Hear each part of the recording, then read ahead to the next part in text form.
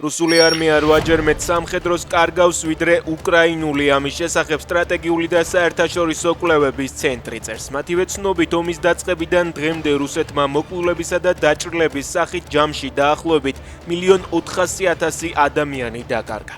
ცენტრის შეფასებით ეს ყველაფერი უკრაინის მიერ დრონების სისტემის განვითარებას უკავშირდება. საქართველოს ერთადერთმა ნავთობგადამამუშავებელმა ქარხანამ ევროკავშირის სანქციების საფრთხის გამო რუსულ ნავთობზე უარი განაცხადა. ამ შინაარსის სტატიას Moscow Times-ი აქვეყნებს. Flexi Petroleum-ის განცხადებით 2026 წლის აგვისტოს-სექტემბრიდან კვლევის ქარხანაში მხოლოდ არარუსული წარმოშობის ნედლეული გადამუშავდება. ასეთი დონის ვიზიტი საქართველოში ბოლო 23 წლის განმავლობაში არ განხორციელებულა უზბეკეთიდან. ასე აფასებს ბოჭორიშვილის შავკატ მირზიოევის თბილისში ჩამოსვლას. უზბეკეთის პრეზიდენტს ორბელიანების სასახლეში ყაველაშვილმა უმასპინძლა. მან მირზიოევს საქართველოს სახელმწიფო ჯილდო ოქროს საწმისის ორდენი გადასცა. ჯილდო უცხოეთის იმ მოქალაქეებს გადაეცემათ, რომლებსაც საქართველოს სახელმწიფოს აღმშენებლობაში განსაკუთრებული წვლილი შეაქვთ.